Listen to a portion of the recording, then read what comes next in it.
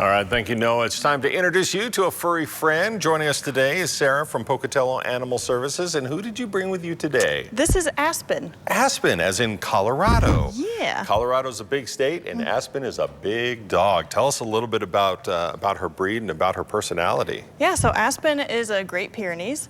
We seem to be getting a lot of them recently at the shelter. We currently have 3. Really?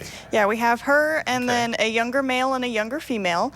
Great Pyrenees are fantastic dogs. They have such great personalities, don't they? They're kind of golden retriever-like in that they just are super loving and friendly, and they just and super really, loyal too. Yeah, they just really love their families.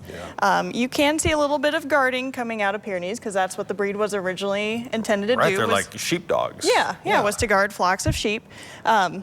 But Aspen herself, she is one of the sweetest dogs we have. She's super great on leash, which is kind of why I chose to bring her.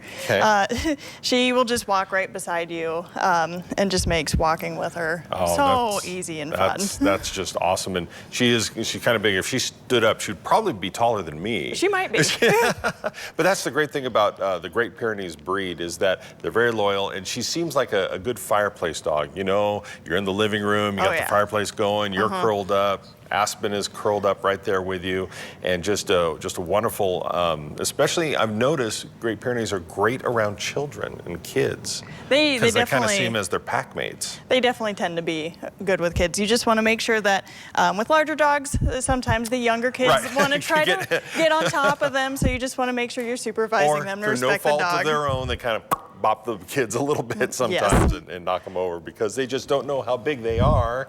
But anyway, if somebody would like to come out to the shelter and kind of meet Aspen and see if Aspen's right for their family, what do they need to do? Yeah, it's super easy. All that you have to do is just come up to the shelter and we'll have you meet with Aspen. We recommend bringing any children.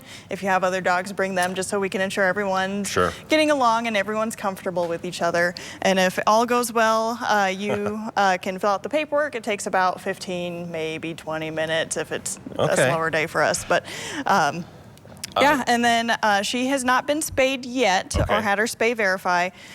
So if you wanted to adopt her, you're welcome to come up and adopt her, and then we will just hang on to her until she gets in for that spay appointment. Fantastic. Does Aspen come with a brush?